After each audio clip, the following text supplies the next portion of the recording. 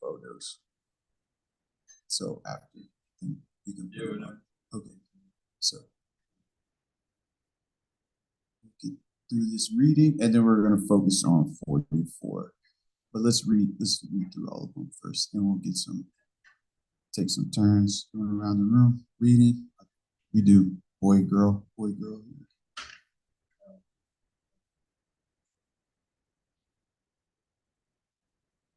Swami said, "The Lord, thus hearing the prayers of Kunti Devi, composed in choice words for his glorification, mildly smiled. That smile was as enchanting as his mystic power." Thus, accepting the prayers of Srimati Kunti Devi, the Lord subsequently informed other ladies of his departure by entering the palace of Hastinapur. But upon preparing to leave, he was stopped by King Yudhisthira, who implored him lovingly.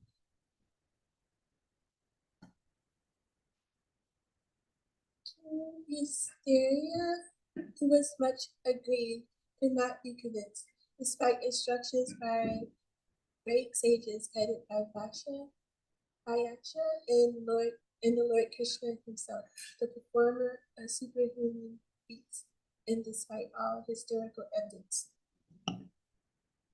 King Yudhisthira, son of Dharma, overwhelmed by the death of his friends, was aggrieved just like a common materialistic man. O sages, thus deluded by affection, he began to speak.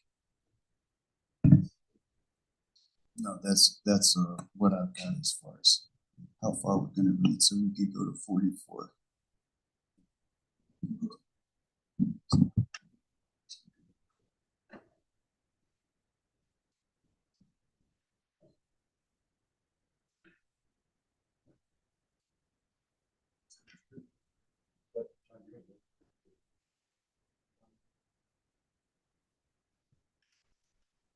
All right, so let's do call and response. Sutta uvacha Ritayetam kalapade Parinukta kilodaya Mandam jasa vaikunto Mohayani maya. Sutta uvacha Ritayetam kalapade Parinukta kilodaya Mandam jasa vaikunto Mohayani maya. Sutta uvacha Ritayetam kalapade Parinukta kilodaya Mandam jasa vaikunto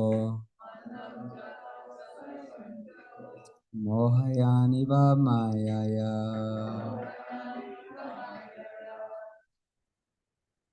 Who would like to?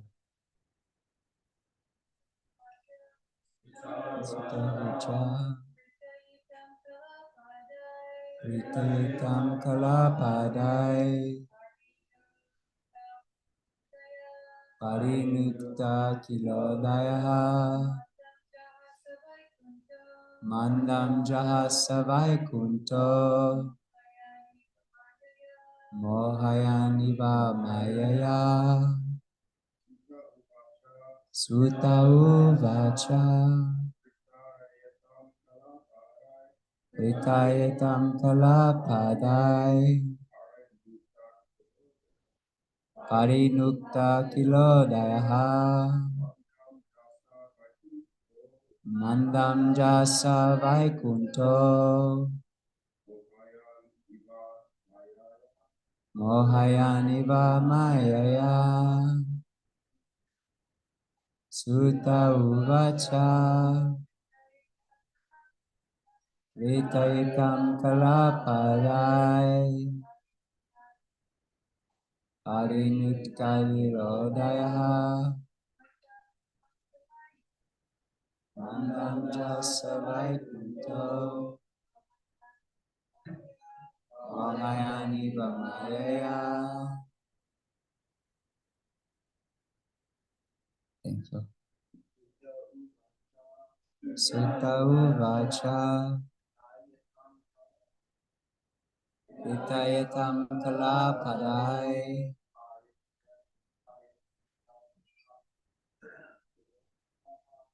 Parinutta kilodaya, Mandam jasa vaikunto, Mohayani Vamayaya.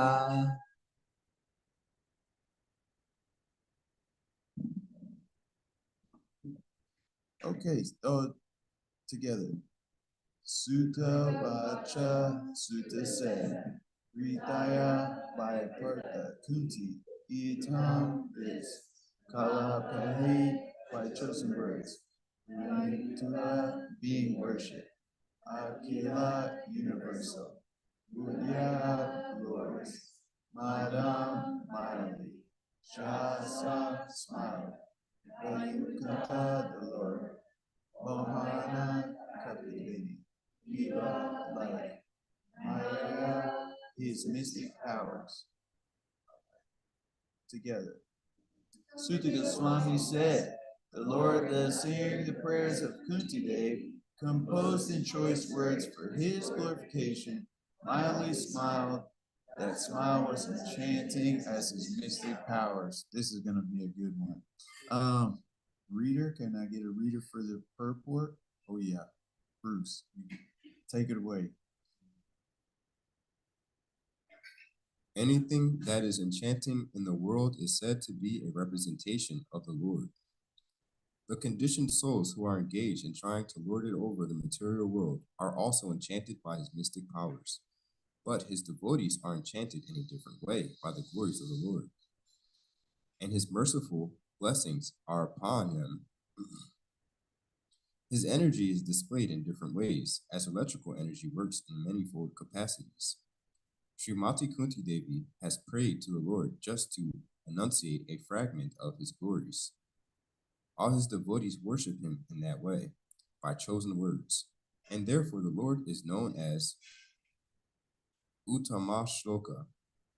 No amount of words is sufficient to enumerate the Lord's glories, and yet he is satisfied by such prayers as the Father is satisfied even by the broken linguistic attempts of the growing child. The word Maya is used both in the sense of delusion and mercy. Herein, the word Maya is used in the sense of the Lord's mercy upon Kunti Devi.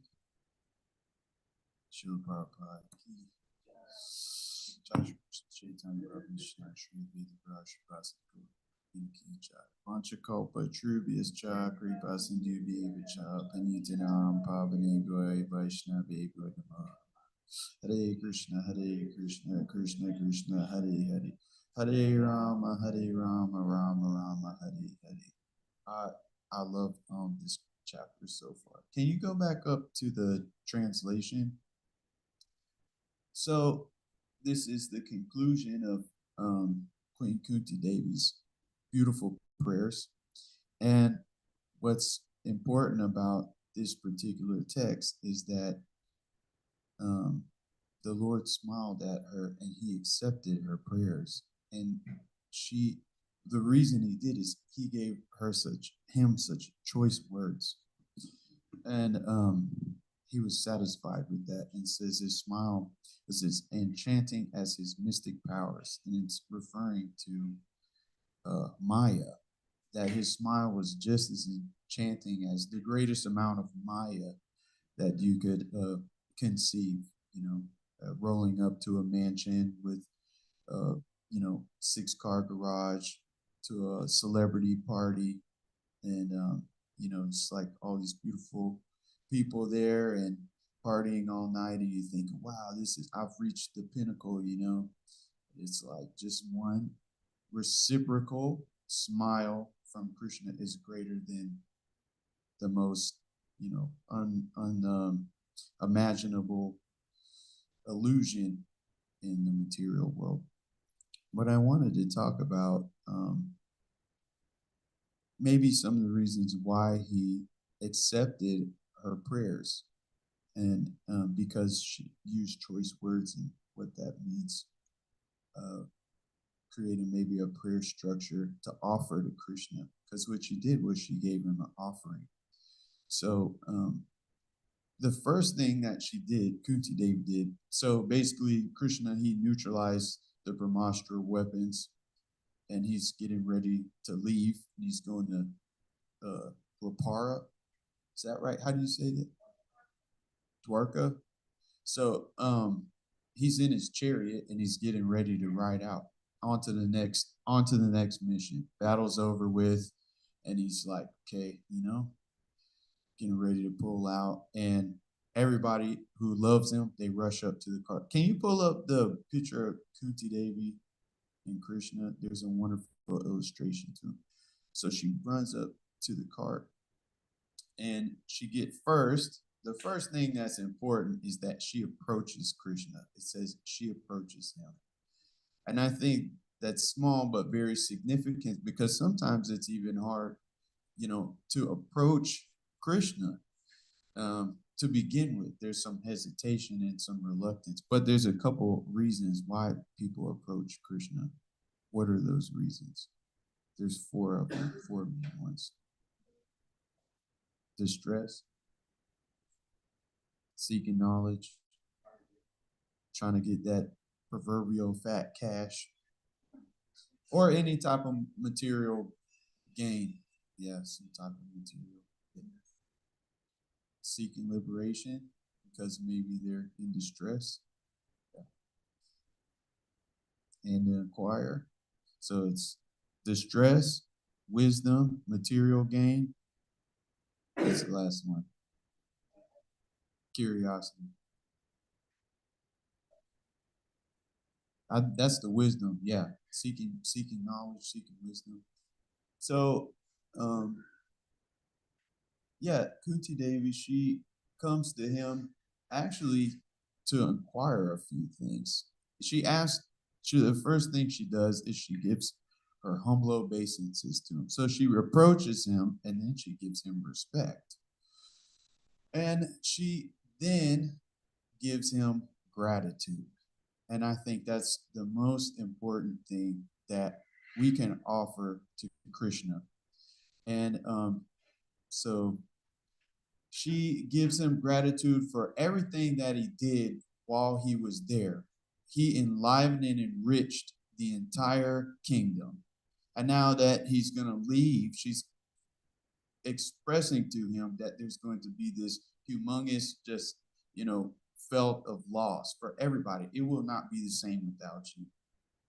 And she expresses her gratitude for all of the ways that he saved them while they were there. It wasn't just in this war. Like, you remember about the kids that got their heads cut off and that whole drama. That was just one of the dramas. She says, you saved us from fires and exile and cannibals, and I'm so grateful for that.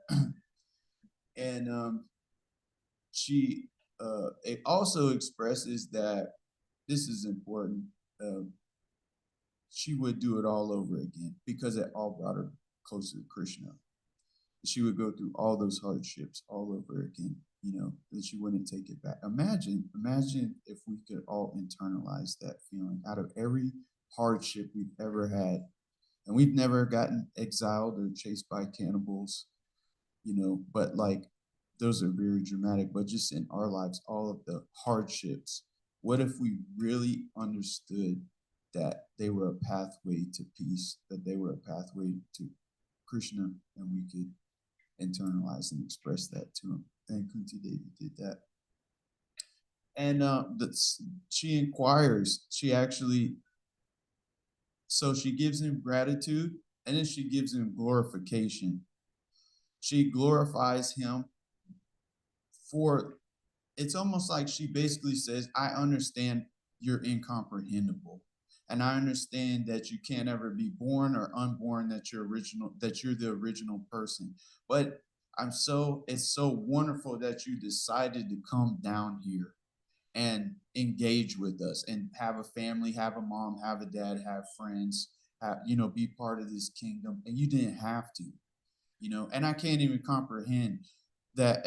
You remember we had a Kartik month, and for a whole month we meditated on baby Krishna in the pastimes where Mother Yashoda bound him up, and she glorifies that pastime and says like, it's so wonderful, but I can't even understand it.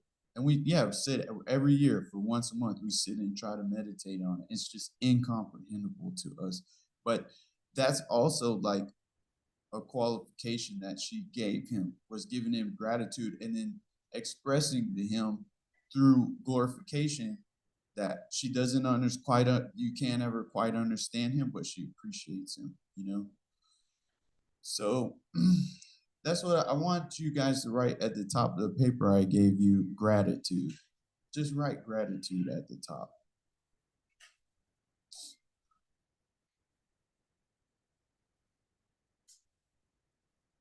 And then once you've done that, flip it over to the other side, and at the top of the paper, write glorify.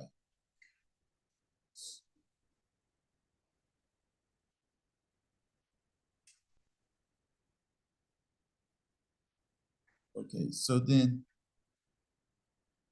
the important thing that she does is Queen Kunti inquires what does she inquire? Does anybody remember what she inquires?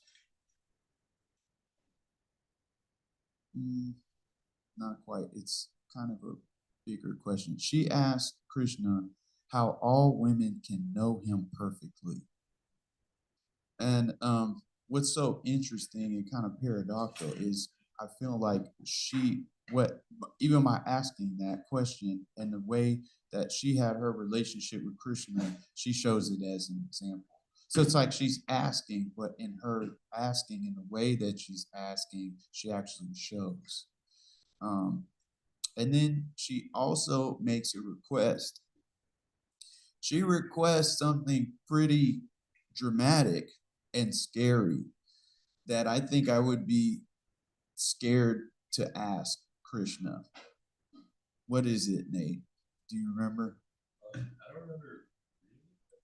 Okay, she asked that all of her emotional and material attachments be severed so that she can only be focused and fixated on Krishna. So imagine saying like, okay, Krishna, everything that I love, my mom, my family, my dogs, my friends, my personal belongings, I just don't even want to like care about those things anymore because they're just in the way of me caring about you. And you're saying that directly to Krishna, and like at any moment he could be like, okay, sure. And you're like, wait, but I miss my friends. But she's so willing. That was her surrender. She gave a surrender. She gave a inquiry of surrender to him. And I think that we can do that in small doses, absolutely. And I think that Krishna, he knows what he has to kind of start piece by piece, remove from our hearts to maybe our lives in order for us to get a little bit closer and closer to him, just bit by bit. But she said, take it all right now. She gave a full surrender. So at the bottom of the page, after glorification, like at the very, very bottom, right, question.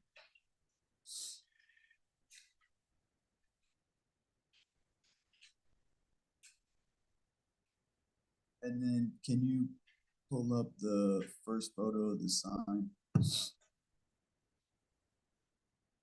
sign. Oh, That's okay. Okay, yeah, just take your time. So basically with this kind of prayer format, approaching Krishna with some gratitude before you ask for something. And then going through that sense of gratitude, I feel like will make us see what we do have before we ask him for something. And then maybe form a sense of appreciation. And we can also give him some glory for the things that he has done and the things that we appreciate about him. And, have thinking about telling a friend why you appreciate them so much, it makes them feel very good. And maybe even we can't understand our friends completely, or our loved ones or our family. But I feel like if we're telling people that we love why we appreciate them, it lets them know that we pay attention to them, the small, fine details, and that we care about them. And I feel like that helps to open our hearts. So this is a photo that Aveta posted, and I don't know where he posted it. It was probably in a group chat. But sometimes some of the most smallest things, stick with you. And I saved it, and this is like what I wanted to share with everybody. It says, "Before you ask God for anything, first thank Him for everything."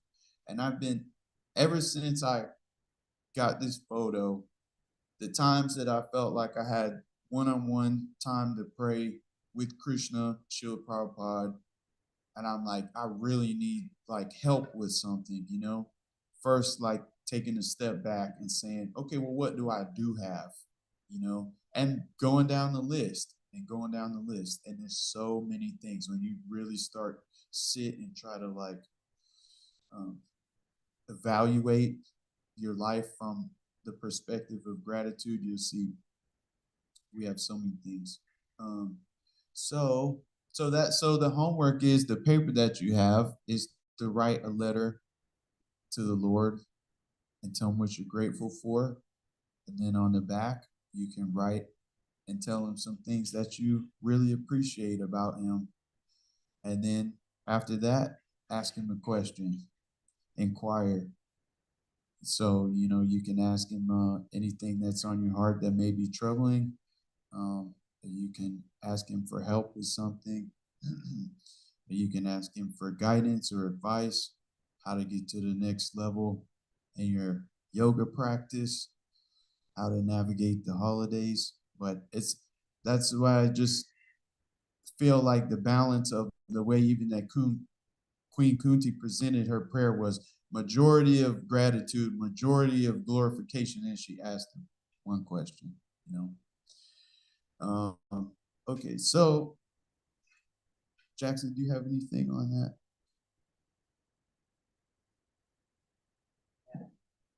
It's interesting that you bring this up because this is a practice that I've been cultivating of journaling with the Lord and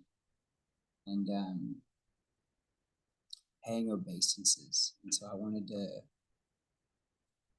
go around and see what everyone's experience is like with paying obeisances, particularly how does it uniquely touch your heart, and what is your unique process of offering obeisances to the Lord? So if anyone has anything to offer there.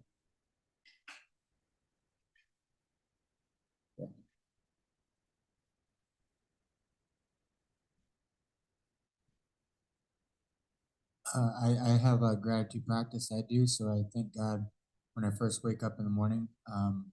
And just that's the first thing that I do is I write down what I'm grateful for. I got a gratitude journal, and so I just contemplate on it and I say thank you, thank you, Krishna, for all that you've given me, because I mean, just like Jonathan said, when you really think about it, we have so much stuff to be grateful for, and so I have noticed that when I start my day with gratitude, it definitely does help me to not be like, oh, well, let's just say I might be a little low on funds or something. And for some people, that can really make you feel down, But then if you really think about, well, I'm abundant in a bunch of other areas right now, I mean, that'll come right back. It just comes and goes. And so it's like, I have, a good association, all that stuff. And so for me, that's the first thing I like to do is gratitude. And then I do a little prayer.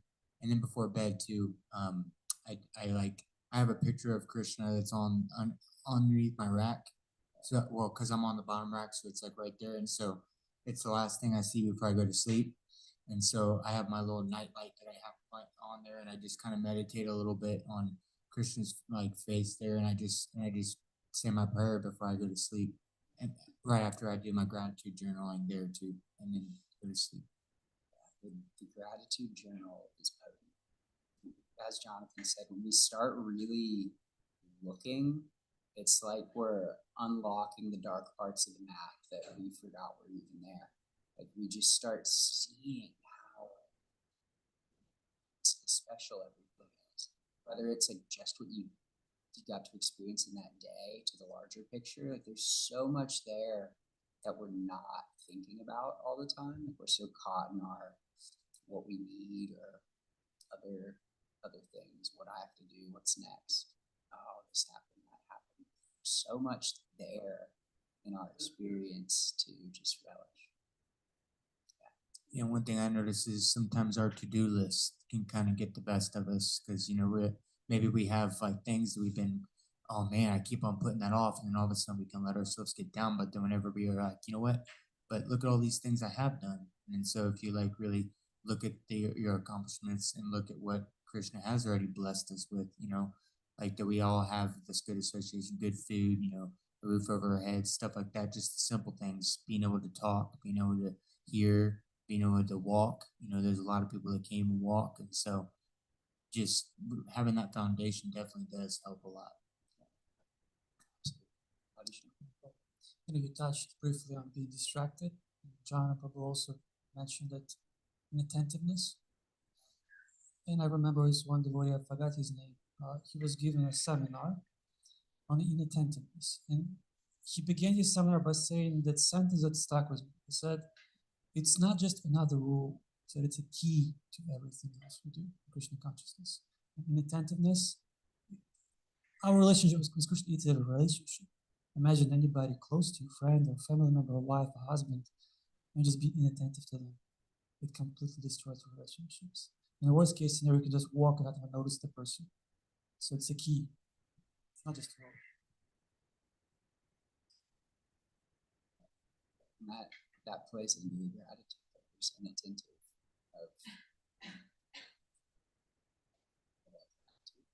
of what we have.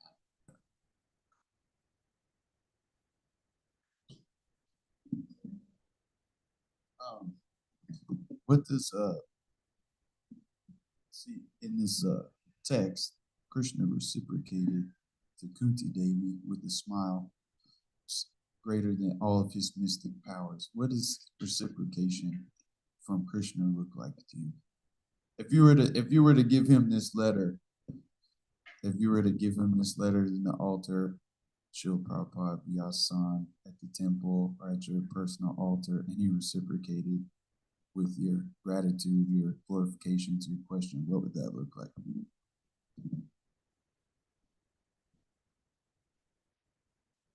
I wanted to answer Jackson's question briefly. He was asking about obeisances, and I feel like it goes really well with talking about gratitude and glorification, because the Bhagavatam talks about how obeisances, when offered with that attention and with offered with some love in our heart, can be a key also to like touching Krishna's feet every time we do it, or touching the feet of Prabhupada internally, like in our hearts, when we really bow down with love. Of course, if we're doing it inattentively or just as a ritual, it doesn't feel like anything, but oftentimes it can be such a great way to connect and to give gratitude and to glorify when words fail us. Sometimes just obeisances are enough, and the Sastra talks about how it's like one of the greatest gifts we can give is our obeisances, is to our spiritual master and to Krishna.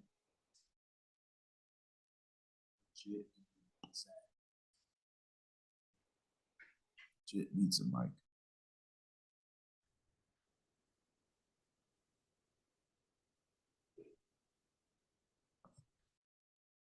Going off the point of obeisances, it's an interesting topic.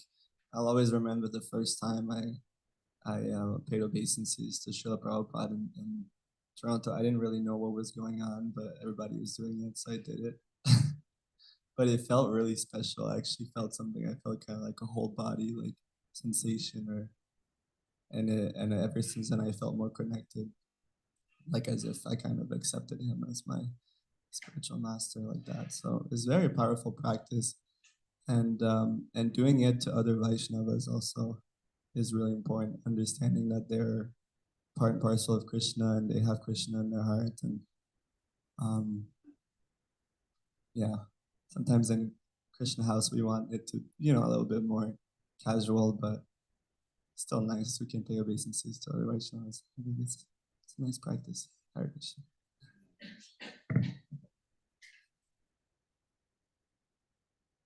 Yeah, I was just gonna share kind of on your question on the obeisances.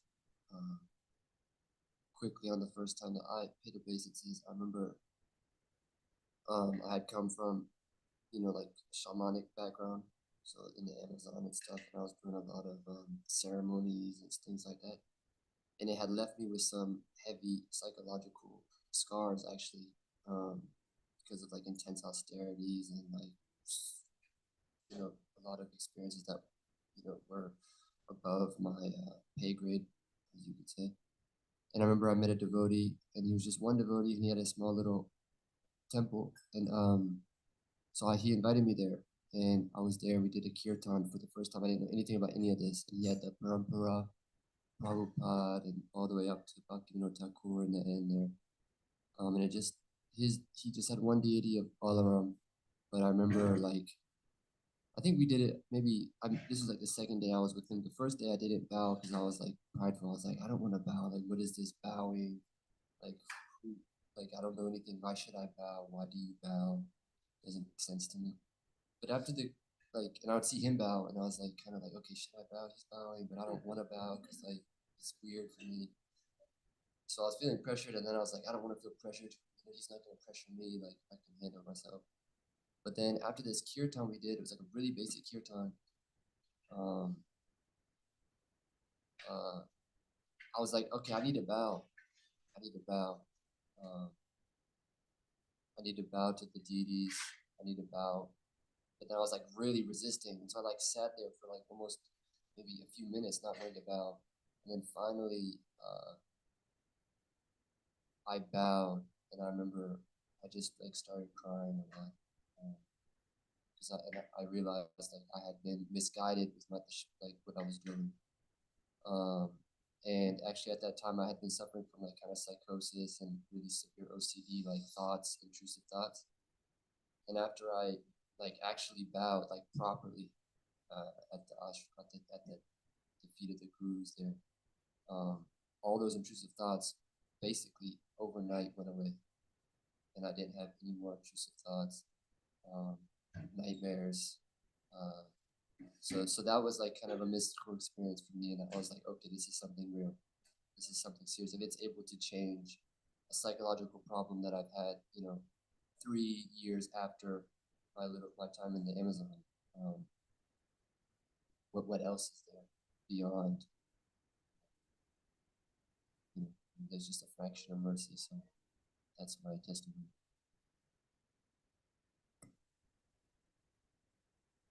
Dopey.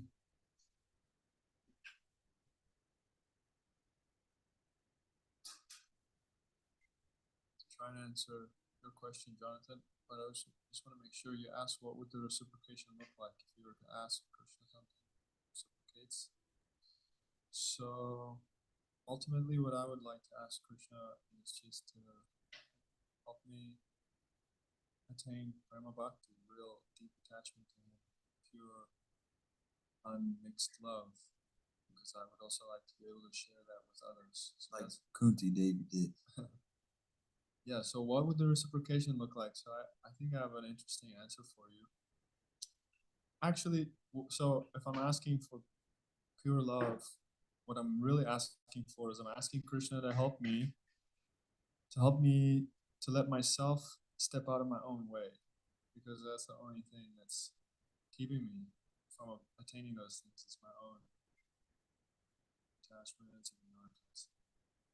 And what that means is that Krishna reciprocates, and then you have to reciprocate, and then he reciprocates. So it's a living, dynamic, ongoing thing. We have this tendency to think that because we usually ask for more useless things, we think it's something you ask and then you're just going to be given. So that's the way we think about Krishna's reciprocation. It should just be this instant thing that Krishna has happened. But the real things that Krishna want to give us take some time.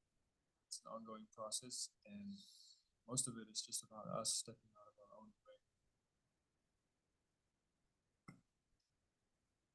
Go ahead, Bruce.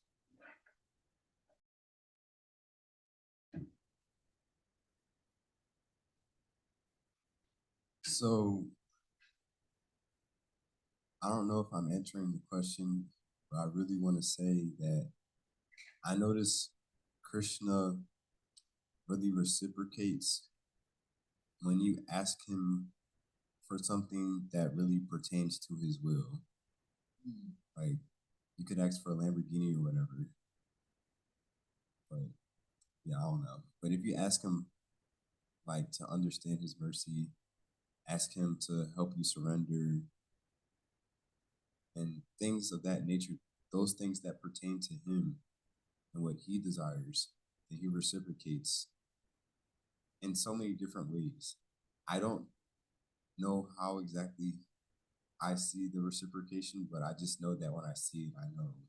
Like, I can't think of any examples right now, but there's been so many times, and it's made me realize, like, dang, I gotta be careful what I pray for, because he's really gonna answer it. He's really gonna do that. I love that. Can I share with you guys very quickly how I felt I saw reciprocation recently, and then we can open up the floor and some more people can give a couple more before the breakfast comes in, and maybe Kiara needs somebody to help her. So, bring it in. Can you pull up the picture of Srila Prabhupada at the temple that Jit was talking about the first time he gave obeisances? Srila Prabhupada in Toronto, and this is the one in Alachua. He is pretty powerful. The temple's pretty powerful.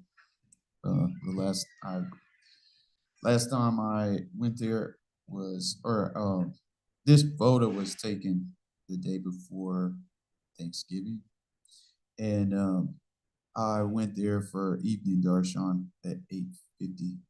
They opened the curtain for like 10 minutes, and all the deities are in their PJs.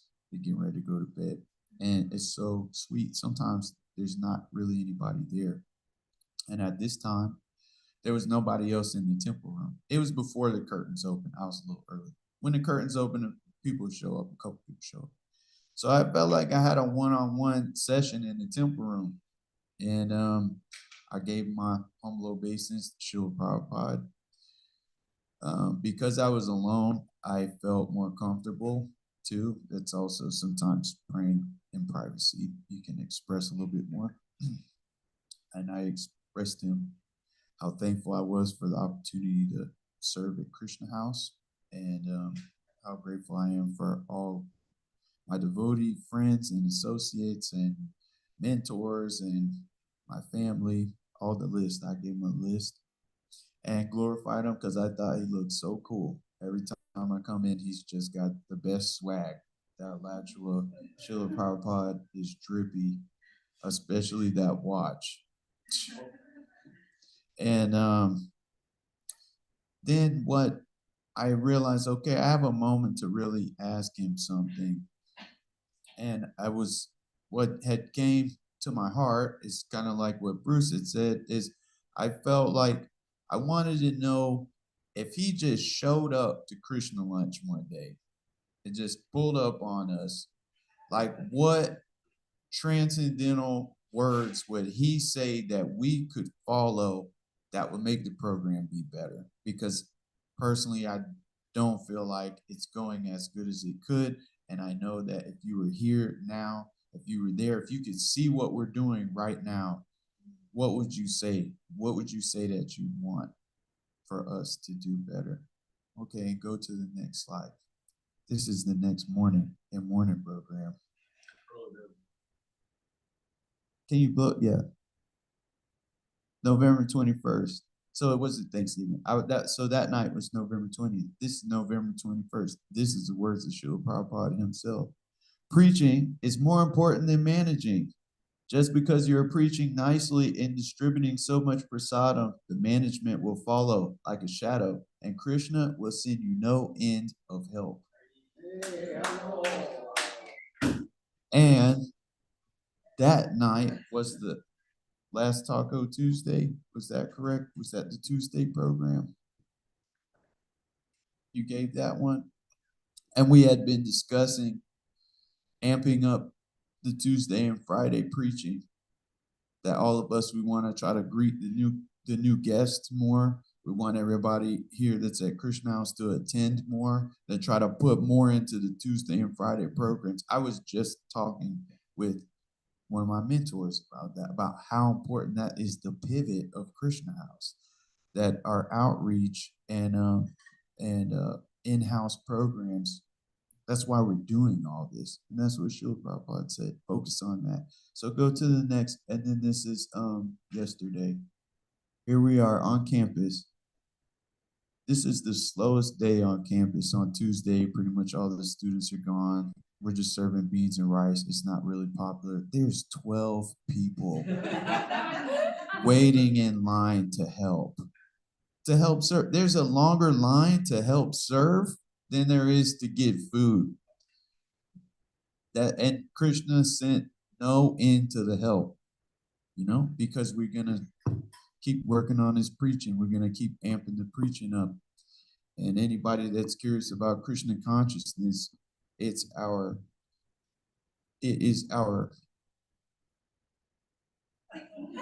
yeah.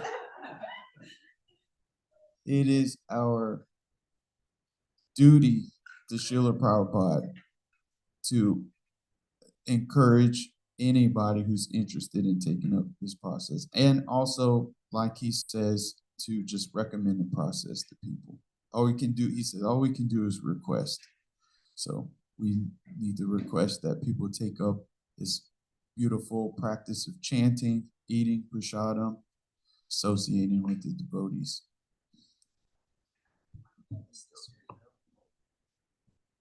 On campus this week with Sankirtan, it's been surprisingly the most beautifully fruitful week of Sankirtan on the UF campus that I've experienced. Just so many sincere souls, such a variety.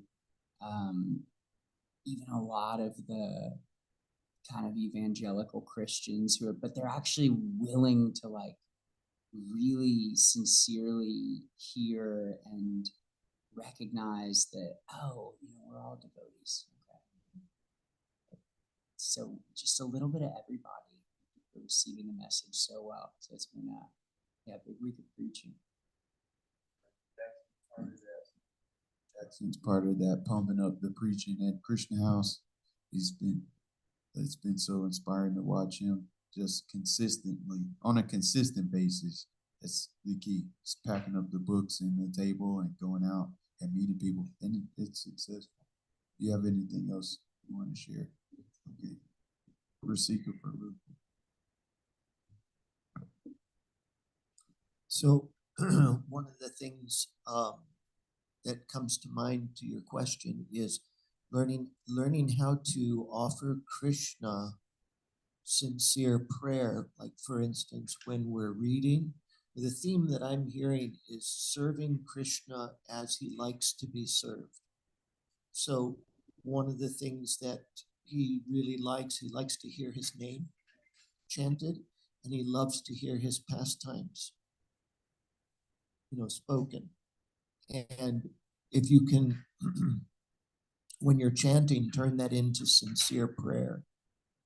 So for instance, when you're reading Shastra, reading the scripture, actually turning that around and praying in the words that he has given us. It's very pleasing to him, and to make it a sincere inquiry from him. And the reciprocation that I usually experience is he gives causeless knowledge. In other words, he awakens an experience of him from within that's very unique and unmistakable. And he increasingly detaches my mind and senses from attachments. Basically gives me the experience of being peaceful and satisfied and not hankering for material things.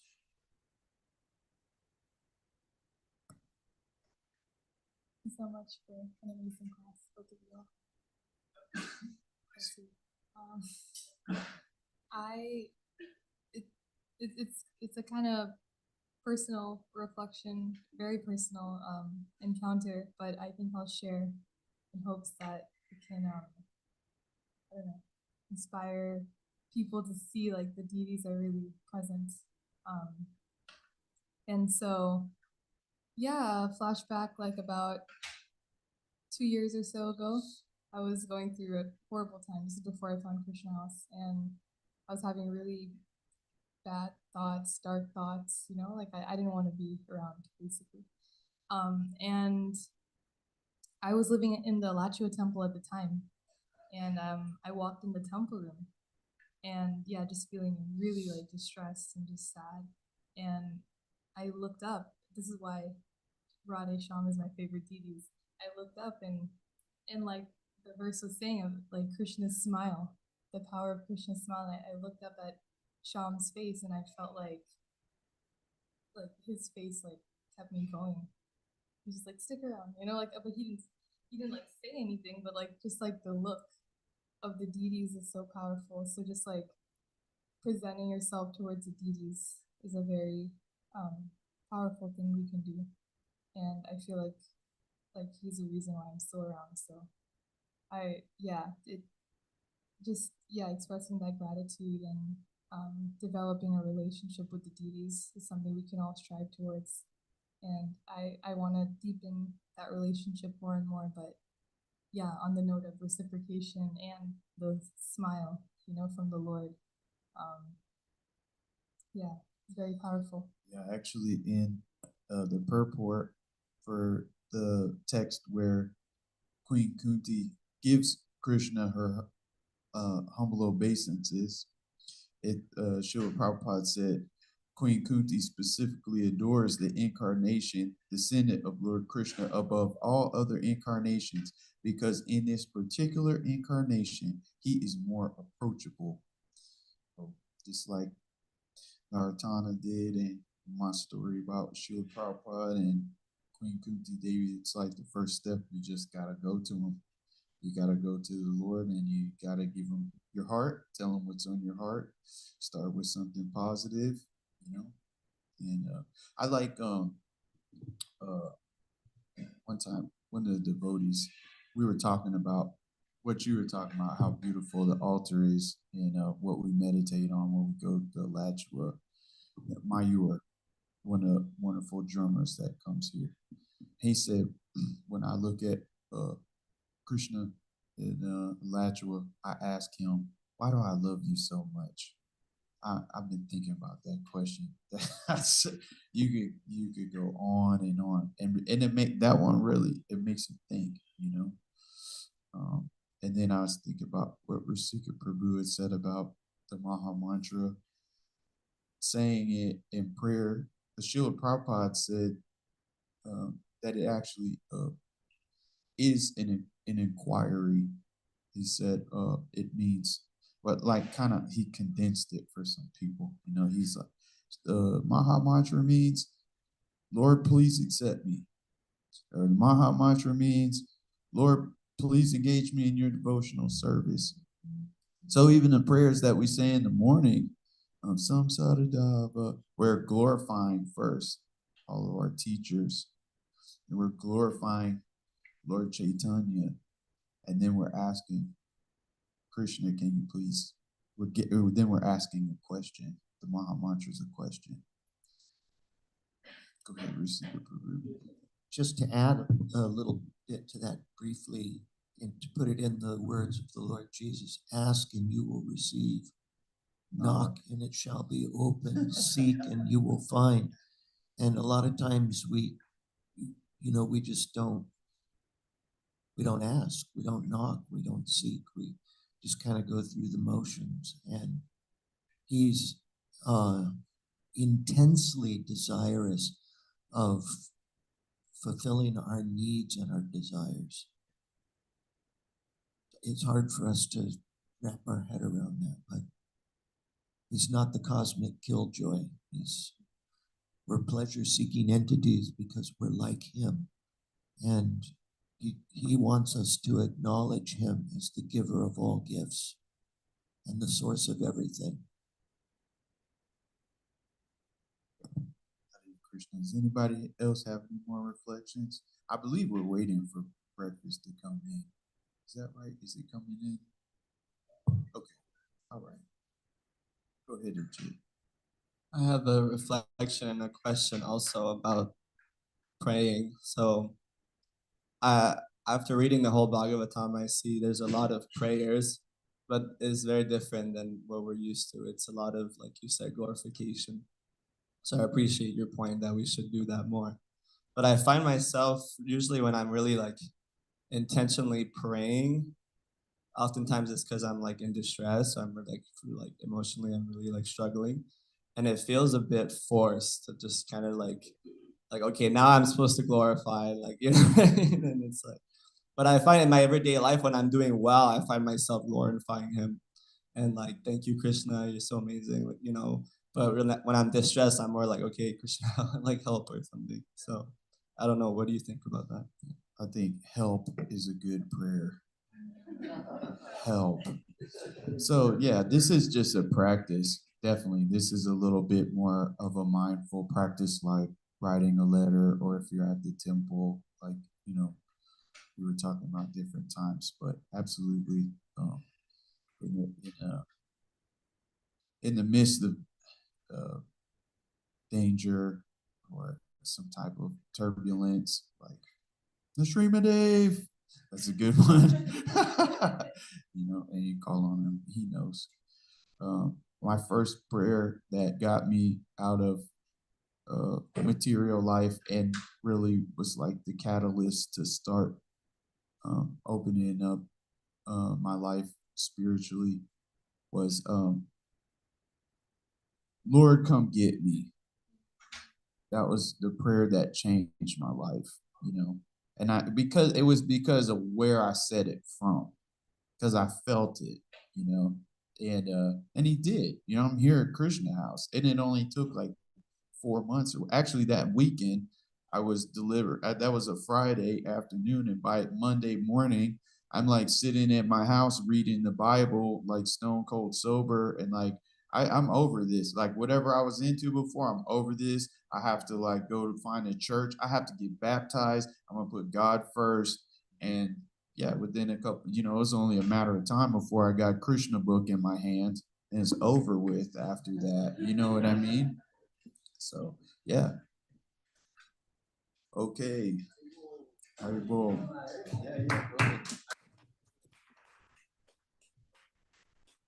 And to everybody, like it's like it's like getting an engine started. You know, it takes a couple pumps on that first rev, but once it's going, it's going. And so yeah, with the process of prayer and glorification and gratitude, you just get those first couple of pulls, and then that thing rides. So Hare Krishna.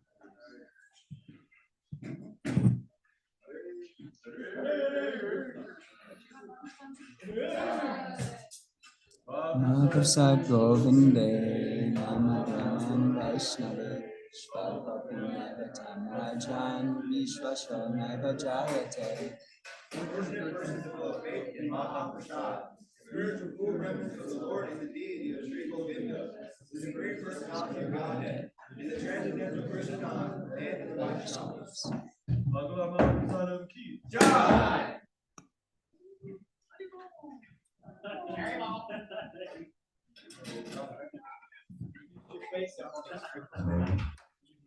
You missed your face. Yeah. I sent a little video of it. Yeah.